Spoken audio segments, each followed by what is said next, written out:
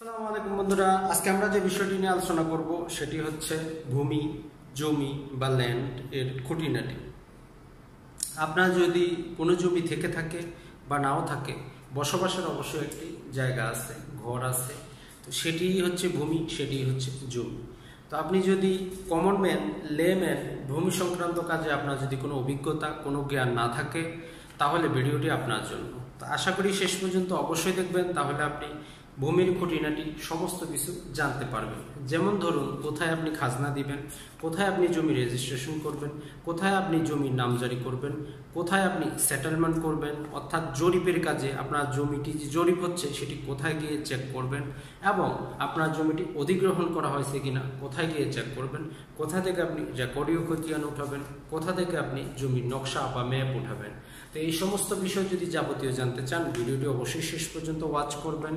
আর যে রিকোয়েস্টটি বরাবরের মতোই করে থাকবো, সেটি হচ্ছে চ্যানেলটি আপনার প্রয়োজনে সাবস্ক্রাইব করুন।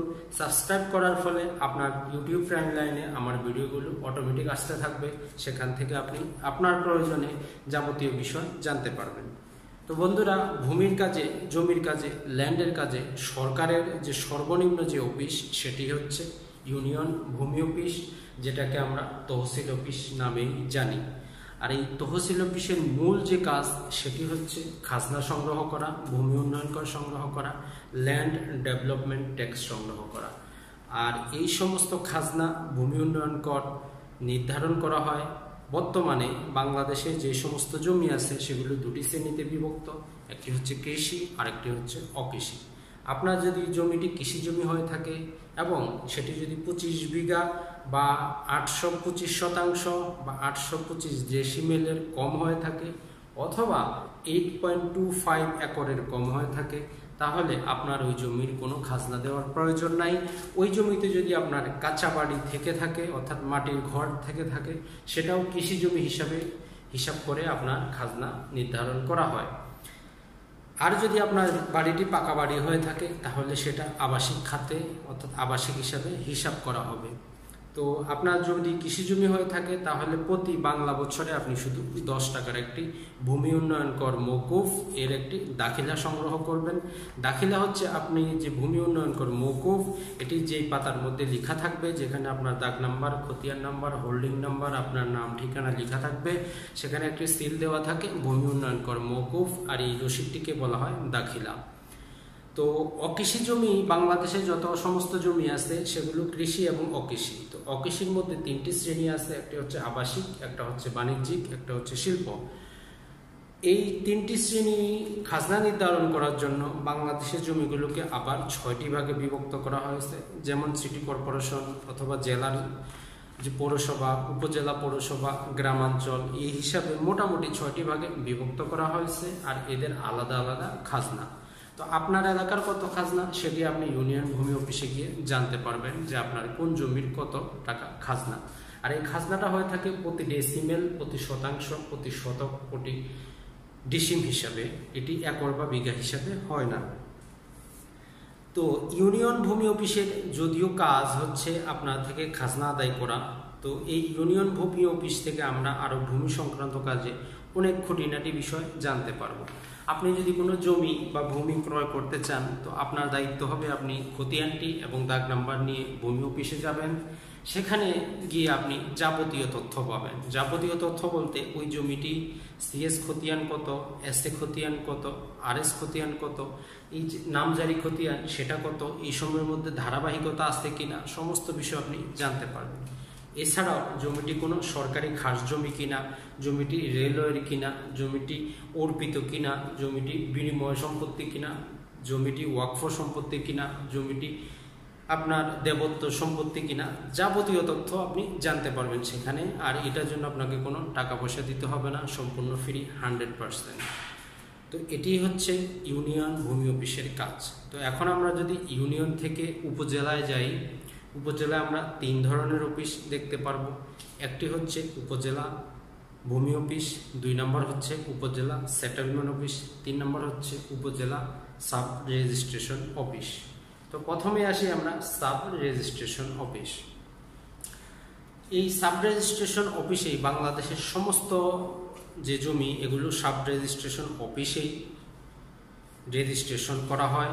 তো এর জন্য আমাদেরকে দলিল প্রস্তুত করতে হয় এবং সরকারের নির্দিষ্ট ফি দিয়ে আমরা দলিলটি রেজিস্ট্রেশন করে থাকি। আপনি যদি কোনো দলিলের সার্টিফাইড কপি নিতে চান তাহলে আপনি উপজেলা যে সাব রেজিস্ট্রেশন আছে সেখানে আপনি গিয়ে সার্ভার বরাবর অথবা যে কোনো মুহুরি দিয়ে অথবা আপনি যে জেলা মহাহেফজখানা যেটাকে আমরা জেলা রেকর্ড রুম বলে থাকি সেখানেও দলিলের জন্য আবেদন করতে পারেন। তো এই জায়গা হচ্ছে আপনার দলিলটি যদি 1 থেকে 3 বছরের মধ্যে হয় তাহলে আপনি এই যে সাব রেজিস্ট্রেশন অফিসে আবেদন করবেন। আর যদি 3 বছরের অধিক হয়ে যায় আপনাকে জেলা রেকর্ড রুম যেটাকে বাংলায় বলা হয় মহাহেফজখানা সেখানে আবেদন করে সংগ্রহ করতে পারবেন। তো বেশিরভাগ আমরা এই দলিল লেখক বা মুহুরি দলিল মুস্তাফিদাকারক এদেরকে দিয়ে দলিল সংগ্রহ করে থাকি। তো এরাও সে নির্ধারিত ফর্মে দলিলটি প্রথমে আবেদন করে দেখে যে সূচি বইতে দলিলটি কত নাম্বারে আছে। তারপরে যদি সূচি বইতে আপনার রেকর্ড পাওয়া যায় বালাম বই পাওয়া যায় তখনই আপনার নকলের জন্য নির্ধারিত ফি দিতে হয়, যেটা সামান্য। তো এটি হচ্ছে সাব রেজিস্ট্রেশন অফিসের কাজ, অর্থাৎ দলিল রেজিস্ট্রেশন করা। এবং কোনো দলিল নিয়ে যদি আপনার সন্দেহ হয় যাচাই করার জন্য আপনি নির্ধারিত ফর্মে আবেদন করে আপনি নিজে অথবা আপনি যে কোনো আইনজীবী অথবা যে দলিল লেখক আছে তাদের মাধ্যমে আপনি চেক করে নিতে পারেন যে দলিলটি আপনার হাতে আছে বা যে বায়া দলিলগুলো আছে সেগুলো সঠিক কিনা, সেগুলো বালাম বইয়ে লেখা আছে কিনা, এগুলো আপনি জানতে পারবেন।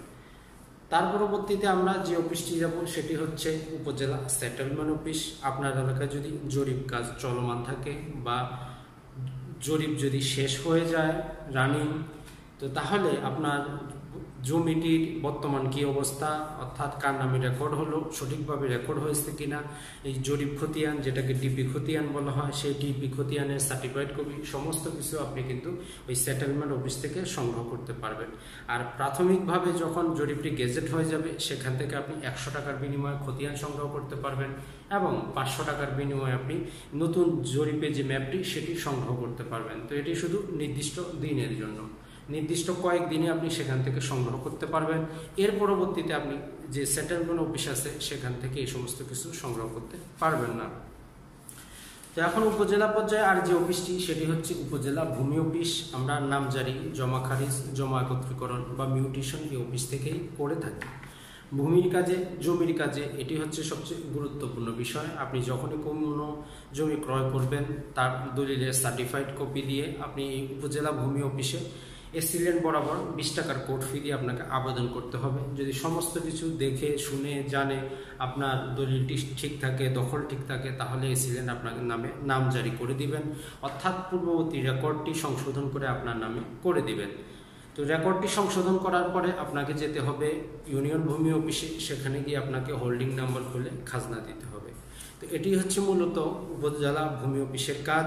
আর এই অফিসের আরেকটি কাজ হচ্ছে আপনার যদি নামজারি অরিজিনাল খতিয়ানটি হারিয়ে যায় তাহলে আপনি 20 টাকার কোর্ট ফি প্লাস এই হারিয়ে যাওয়ার জন্য আপনি থানায় একটি জিডি করে জিডির ফটোকপি প্লাস 20 টাকার কোর্ট ফি দিয়ে আবেদন করবেন।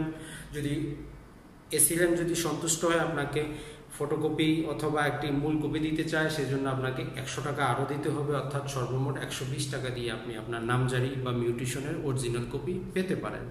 তো এটি হচ্ছে মোটামুটি উপজেলা যে সমস্ত অফিস আছে সে সমস্ত অফিসের কাজ। তো এখন যদি আমরা চলে যাই জেলা, তো জেলাকে বাংলায় আমরা যেটা বলতেছি জেলা প্রশাসকের কার্যালয় অথবা ডিসি ডিস্ট্রিক্ট কমিশনার অথবা এটাকে কালেক্টর অফিসও বলা হয়। সেখানে জেলা রেকর্ড রুম, সেখানে মহাহেফজখানা সমস্ত কিছু। তো এই যে রেকর্ডীয় খতিয়ানগুলো যেমন সিএস খতিয়ান, মেগি খতিয়ান, এসএ খতিয়ান, আরএস খতিয়ান, বিআরএস খতিয়ান, ঢাকা সিটি জরিপ খতিয়ান, আপনার যে জেলা সেই জেলার রেকর্ড রুমে আপনি এই সমস্ত খতিয়ানের জাবেদা নকল, সার্টিফাইড কপি এগুলো পেয়ে থাকবেন। তো জাবেদা নকল, সার্টিফাইড কপি অথবা এই যে সহি মুহুরি এগুলো একই শব্দ, অর্থাৎ মূল যে খতিয়ান সেটির হুবহু একটি সার্টিফাইড কপি বা নকল বা জাবেদা নকল, এটি একাধিক নামে পরিচিত। তো এই যে খতিয়ানগুলো এগুলো আপনারা 20 টাকার কোর্ট ফি প্লাস সাথে আপনারা 2 পাতা বাংলাদেশ অনুলিপি, প্রতি পাতায় 2 টাকার করে কোর্ট ফি লাগিয়ে আপনারা সংগ্রহ করতে পারেন। আর এই খতিয়ান সংগ্রহ করার জন্য 3টি অপশন চালু আছে। একটি হচ্ছে আপনি সরাসরি গিয়ে ডিসি অফিসে, সব বাংলাদেশের যতগুলো ডিসি অফিস আছে সমস্ত ডিসি অফিসের নিচতলায় আপনি তথ্য সেবা কেন্দ্র পাবেন, সেখানে আপনি আবেদন করতে পারেন। অথবা আপনি অনলাইনে যে প্রতিটি জেলারই একটি ওয়েবসাইট আছে সেখানে আবেদন করতে পারেন। অথবা আপনার ইউনিয়নে যে ডিজিটাল উদ্যোক্তা আছে তাদের মাধ্যমে আপনি সামান্য কিছু কমিশনের বিনিময়ে আপনি সেখান থেকেও সংগ্রহ করতে পারেন। তো এখন হচ্ছে এই ডিসি অফিসের অনেক কাজ। তো ভূমির কাজে যে কাজগুলো সেগুলির মধ্যে হচ্ছে খতিয়ান সরবরাহ করা, রেকর্ডীয় খতিয়ানগুলো এবং এই যে নামজারি খতিয়ানগুলো সরবরাহ করা। আপনার রেকর্ডীয় খতিয়ানগুলো সাধারণত আমরা সেখান থেকে পাই, আর নামজারি খতিয়ানগুলোর জন্য যদি আমরা আবেদন করি আমাদেরকে অনেক দিন অপেক্ষা করতে হয়। তো যাই হোক, এগুলো আপনারা সেই ডিসি অফিস থেকেই সংগ্রহ করতে পারবেন। এখন হচ্ছে আপনার জমির ম্যাপ কোথা থেকে সংগ্রহ করবেন, সেটা সিএস হোক, সেটা এসএ হোক, আরএস হোক, অথবা বর্তমানে যে সমস্ত জরিপ চলতেছে বিআরএস, সে সমস্ত জরিপের ম্যাপ। এই ম্যাপগুলো সংগ্রহ করার জন্য প্রথমে আপনাদেরকে 20 টাকার কোর্ট ফি দিয়ে আবেদন করতে হবে।